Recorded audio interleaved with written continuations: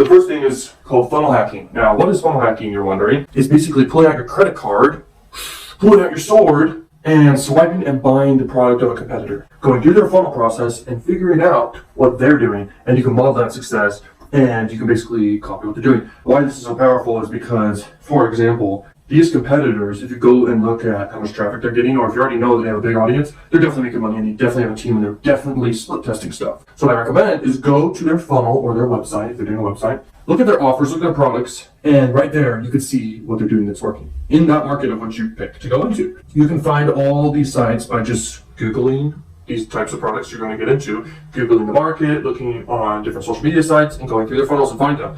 Then you're going to whip out your credit card or your debit card, and you're going to buy the first product of their funnel. Now, funnels is still somewhat a new thing, okay? And funnels are the best thing. They make money. But if they don't have a funnel and they just have a website, you can go ahead and you can buy maybe one product to see if they do upsells and what their upsells are in their funnel process. But a lot of times it's really nice to just see what their layout is, their design, their messaging is important, and then what offers they're doing. So that's how you funnel hack. You're going to go through the process. You're going to save all the pages if you do go through a funnel. You're going to see what the pages are, the upsells, how they're doing it. You don't need to copy design and word for word type stuff, but you do need to mainly copy most times the pricing, and either the quantity is also a thing that can happen, or you also want to copy the pricing if I already set that, and then offer. So you want to see those things, and the messaging is important. You want to model it, but most times messaging can just be a story and then explain the benefits of this offer. Yeah, story is the best way. The first step was funnel hacking. The next step is modeling success. So these people split test, they go like crazy testing a ton of stuff. They have discovered what works. And you can funnel hack several times and see what changes they've done. In the meantime, maybe every month you can do this. And it's definitely worth the money to see what changes they've made, because I'm sure they've made changes every single month. So you can see that, and you can keep modeling on in that niche. Definitely you need to understand that these funnels, there's a back end.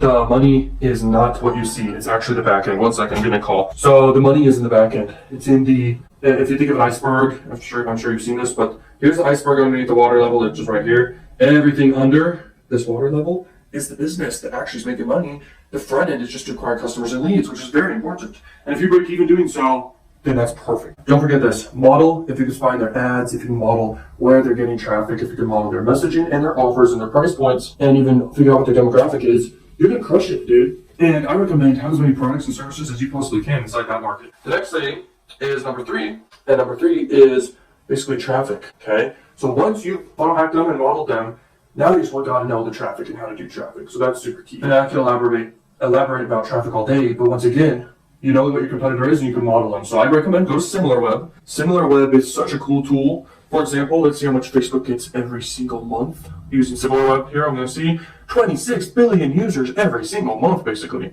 People are on an average of like 9 sites every single time they're on. They are on for like 10 minutes on average. It's a very big site, guys, so there you go. Oh yeah, and you can see this too. United States, then Brazil, then United Kingdom, then Vietnam, and then Canada uses Facebook. And then it's direct, mainly is the traffic, so it just means it's well known, people go directly to it. That can be basically app traffic, and it can be just searching directly or opening it directly, or people like have it saved as like an application of some sort. Next is search, then email, and then referrals, and then social, and then display traffic's like 0.05%. That's crazy. So basically, right off the bat, if you were to use SimilarWeb, you're able to spy on seeing what sources they're using. But even better than that, get the paid version of social SimilarWeb, and you're going to literally see what websites are referring traffic to that site of which you're spying on. So you're going to be able to see where people are getting their traffic, like really, which is so great. You can see what blogs are sending traffic. You can see what main platforms they're getting traffic from. Is it Instagram? Is it YouTube? Is it Facebook? Is it anything else? And that's so cool to be able to see. All right, we have a question real quick. How do you know what is working for them? And anyway, to quantify the results. So the best way to know, and that's a good question, is to basically, you can spy on all these competitors. You pull up all the competitors you haven't saved. Then you can use SimilarWeb, and what I like to do to quantify if they're getting results or not, money follows attention. So the more attention they're getting each and every single month equals how much money they can be making.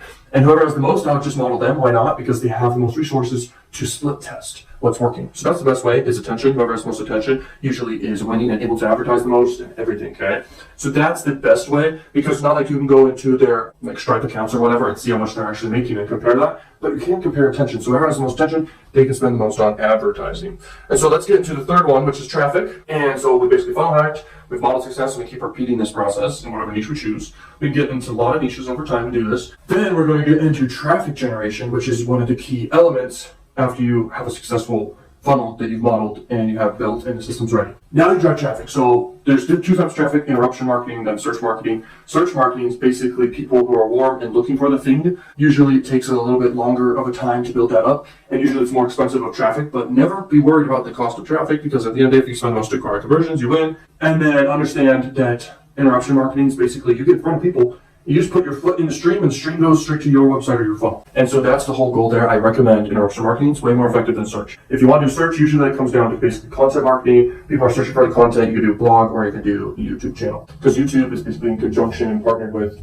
Google. So it's very, very effective to do both these strategies of interruption marketing plus search, because search can really compound over time the more content you have. It's crazy. It's going with all your different funnels to build a funnel hub, basically a hub of all your funnels that just will link to all the different funnels.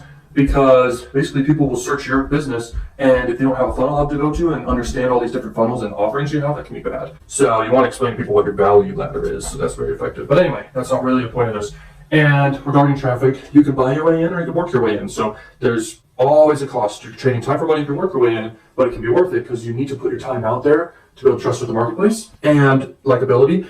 And then you also want to do paid traffic to get in there quick. But if you're going to buy your way in, that's a way quicker approach. Buying your way in will get you far, okay, very quickly. If you think about most businesses who start out, they're going to have their business idea, their product idea or service, then they're going to go find investors, and then they're going to invest all their money in traffic, and most times they're not profitable right off the bat. But the most important thing in business is acquiring a customer. So what we're doing here, and remember this, is we're going to the best in your marketplace, we're spying on what they're doing, we're going to copy them, and then we're also going to copy how they get traffic, you're going to run it, and you're going to try to do it even better. You're going to innovate, but you're copying what's working right off the bat. So you're going to do really, really well. It's not like you're reinventing a wheel, okay, and it's like a square wheel and not a circle wheel. You're actually using something that works. You just basically go out there, model success, and run traffic in any niche.